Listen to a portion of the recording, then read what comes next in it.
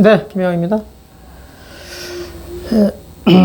신종 코로나 바이러스로 아주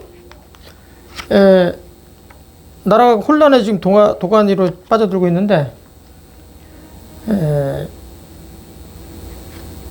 이것이 확산 속도가 빠르다. 또 정부가 너무 안이하게 대응하지 않았냐, 뭐 별 얘기 다 나오는데, 그래서 이제 극단적인 처방을 해야 된다, 이런 얘기들까지 지금 나오고 있는데, 과연 그 옳은 것인지. 지금 중요한 것은 확산 속도는 빠른데 이 에너지, 그러니까 바이러스에 대한 에너지는 그렇게 센 것 같지는 않아요. 제가 이제 여러 가지 자료를 보면. 근데 너무 지나치게 제한하는 것 쪽으로만 가면 이게 옳은 것이냐. 저는 이제 본질적으로 그런 부정적인 생각을 갖고 있는데, 2주간 자가 격리하자, 이런 이제 극단적인 얘기까지 나오는데, 이건 옳은 것이 바람직한 거냐. 문제는 이 사회적 강자들은 문제 없어요, 살아가는데. 사회적 약자들이 문제죠. 2주간 실제로 경제활동 안 하고 전부 다 중단해 보세요. 이게 경제 살 수 있습니까? 사회적 타살이 엄청나게 진짜 많아지죠. 드러내지는 않겠죠, 언론에서. 이게 큰 문제라는 거죠. 사회적 강자는 걱정 없어요. 2주가 아니라 한 2년씩 집에 있어도 살아요, 그 사람들은. 강자들은 살아요. 또 코로나 바이러스가 전혀 없는 나라에 가서도 얼마든지 살 수 있지 않겠어요? 문제는 없는 사람이죠, 없는 사람. 약자들 어떻게 살아가는 얘기예요? 움직이지 않으면 죽는 거죠, 죽는 거. 저는 패러다임을 바꿔야 된다. 확산돼서 확진을 받은 사람이 이제 몇 명이다, 이런 수치로는 이제 이미 의미가 없고, 어떻게 확진된 사람들을 격리시켜서 빠르게 치유를 시켜 나가느냐, 이제 이게 중요한 것이지, 몇 명이 어떻게 확산이 돼서 어디를 격리해야 된다? 아니, 5,180만 명이 사는데 코딱지만한 나라에 자동차로 한두 시간만 움직이면 그냥 다 퍼질 수 있는 그런 조그만 나라인데, 그거 어떻게 막습니까, 물리적으로. 그것보다는 있는 것을 존중하고 있는 거 그대로 받아들이고 이겨낼 수 있다. 평소 체력을 기르면 된다. 정말 약자들은 격리하고 자가 격리도 하고 이렇게 해야 되겠죠. 그러나 정상적인 좀 건강한 사람들은 움직여서 경제 활동을 해야 그나마 피해를 줄일 수 있다, 이렇게 생각을 합니다. 여하튼 제가 얼마 전에 이 바이러스와 관련된 얘기를 하면서 그렇게 걱정할 필요 없다, 이게 이제 약간 긍정적인 얘기를 한 부분에 대해서는 일부 책임을 좀 이게 통감합니다. 그럼에도 제가 끝까지 제 주장을 이어갈 수 있는 것은 소극적으로 가서는 절대 안 된다. 이로 인해 가지고 당장 생산활동을 중단하고 어떤 사람들 만나는 것을 거의 그냥 중단하다시피 하면 이건 절대 저는 부정이다, 그렇게 생각합니다. 얘기하다 보니까 또 길어졌네요. 오늘은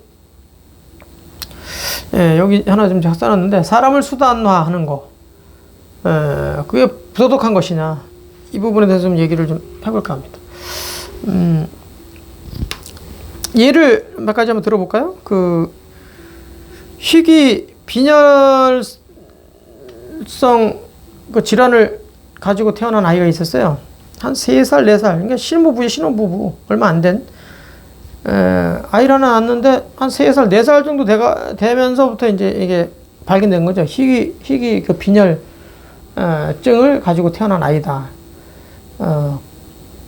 백혈병과 유사한 병인데 이 아이는 골수를 이식하지 않으면 이제 결국은 죽어가는 이제 생명이다 이렇게 이제 결론이 났는데 여기저기 뭐 백방으로 뛰어도 같은 유전자를 가지고 있는 그 골수가 그 찾아내기가 뭐 거의 뭐 희박했죠. 그래서 생각했던 게 이 부부가 또 다른 아이, 맞춤형 아이를 하나 낳자.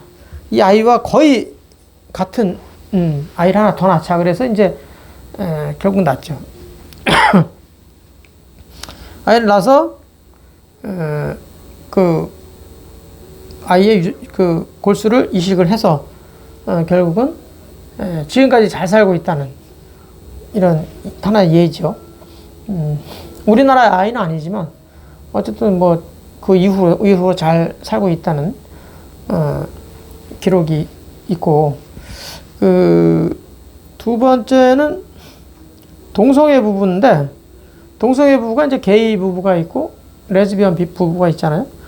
동성애 중에서 이렇게 게이 부부가, 이건 이제 미국에서 있었던 사례인데, 아이가 굉장히 이제 갖고 싶었다는 거예요, 이세를. 근데 생물학적으로 날 수가 없잖아요. 그러니까 이제 공고를 했대요. 우리 아이를 낳을 만한 이런 사람이 있겠느냐. 마침 레즈비언 부부가 자기들도 이세를 갖고 싶어 했는데 어떻게 할까 이렇게 고민하다가 마침 이제 이런 공고를 보고서 기쁘게 이제 자기들 응해야 되겠다 이렇게 해서 이제 게이 부부와 레즈비언 부부가 이제 만났대요. 그래서 만나가지고 당신들도 이세를 필요로 하고 우리도 이세를 필요로 한다. 그래서 이제 그러면 당신의 정자, 나의 난자를 이렇게 말하자면 그 체외 수정을 해서 이제 임신을 하게 하는 그렇게 했죠. 그렇게 해서 이제 아이를 낳는데 아이가 쌍둥이였대요. 쌍둥이를 낳아서 그 게이 부부에 하나 아이를 주고 자기들이 하나 이제 키우게 되는. 그래서 지금까지도 뭐 잘 살고 있다는 이런 얘기를 그런 예가 있다는 거예요. 또 한 가지는 혼인에 대해서 한번 얘기해 볼게요. 혼인. 우리가 혼인하는 이유가 다 이게 수단을 한다는 거예요. 그러니까 지금 이제 우리가 잊지 말아야 될 게 사람을 수단화하고 있다. 이게 부도덕한 거냐, 과연. 이거에 대해서 얘기하는 건데, 혼인도 하나의 수단이라고 볼 수 있다는 거예요. 일각에서는 이제 남자들이 여성을 혼인의 그 수단으로 삼는 것은 여성을 성적으로 성욕을 지속적으로 채우기 위한 하나의 수단이다. 뭐 이런 생각으로 혼인을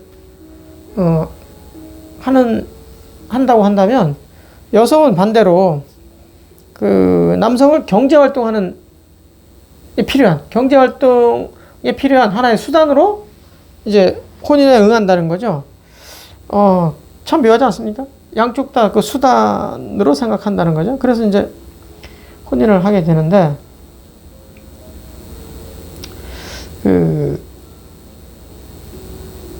물론 이게 본질적으로는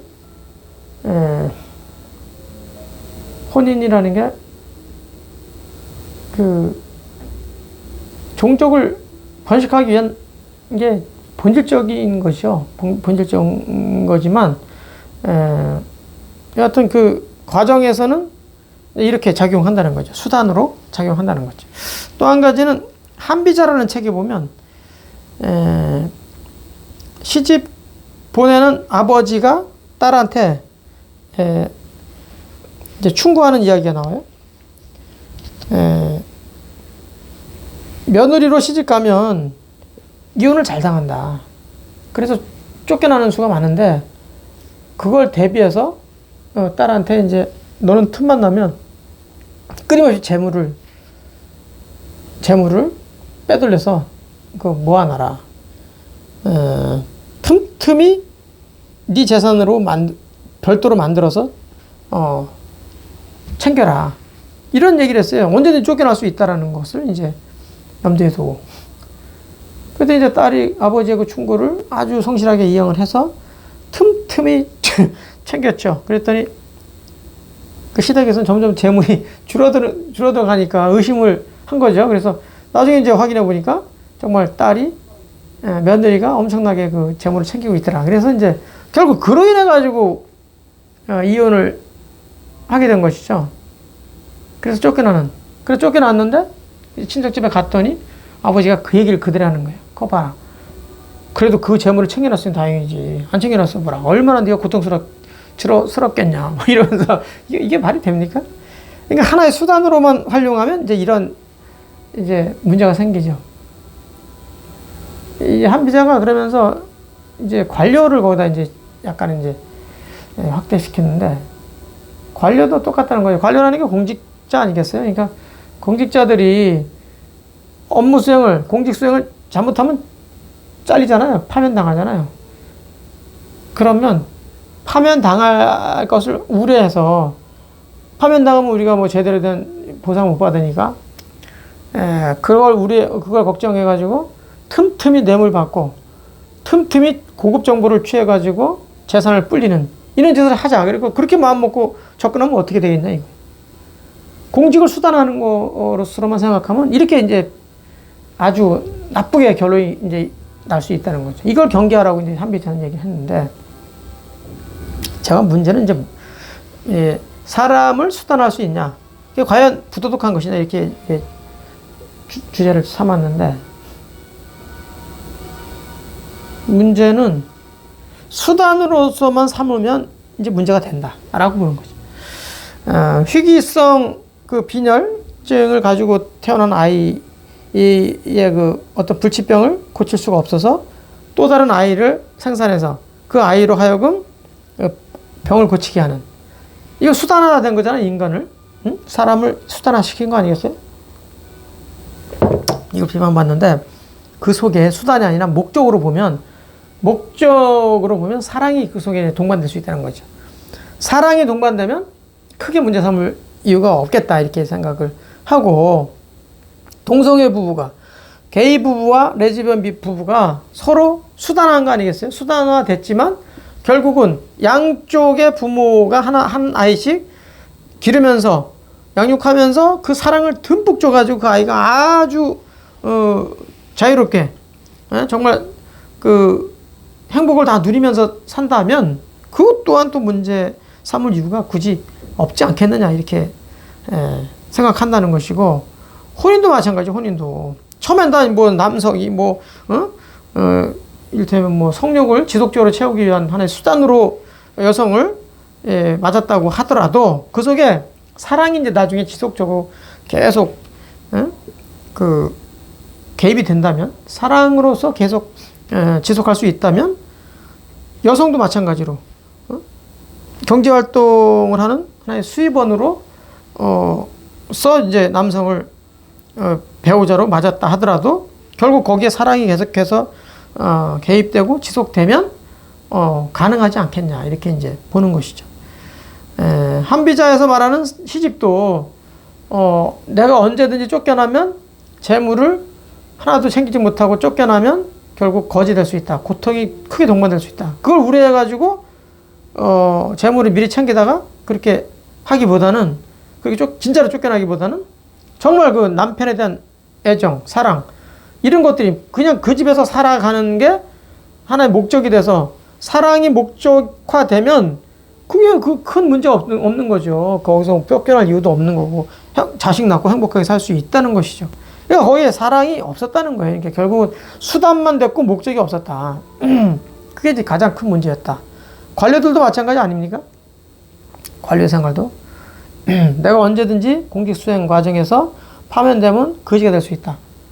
그래서 그걸 우려해서 계속 뇌물 받고 고급 정보를 활용해 가지고 부자가 되는 이런 굴레 속에서 살다가 잘리면 정말 그걸 우려해 가지고 그렇게 했다고 한다면 그건 잘못된 생각이라는 거예요. 그건 정말 공직을 수단으로만 생각했기 때문에 그런 이제 비극이 나오는 거고, 공직은 애초부터 뭡니까? 목적이 민중에 대한 사랑 아니겠습니까? 그러니까 민중에 대한 사랑을 가지고 계속해서 접근하면 정년퇴임하죠. 그리고 요즘 말하는 연금도 수령할 수 있잖아요. 그러니까 사랑이 존재하느냐 존재하지 않느냐가 이제 결정적으로 우리가 구분할 수 있는 거죠. 사람을 수단화하는 것은 사실은 요즘 뭐 엄청나게 많죠. 자식이 좋은 대학을 가느냐 못 가느냐, 선생을 어떻게 만나느냐, 어떤 교수를 만나야 되냐, 뭐 수단, 뭐 자동차라든가 뭐 모든 게 다 수단 아니겠습니까? 근데 그런 수단을 활용하는 것까지는 문제 삼기가 쉽지 않다. 하지만 그런 수단이 수단으로 끝나지 않고 정말 사랑이라는 목적에 부합되는 어떤 그런 수단이라고 한다면 그래도 용인 되지 않을까 이렇게 생각이 된다는 것이죠. 요즘 사람을 너무 수단화하는 게 일반화되다 보니까 한번 걸러 한번 보자라고 생각해서 한번 오늘 이런 것을 한번 만들어 봤습니다. 마치도록 하겠습니다. 고맙습니다.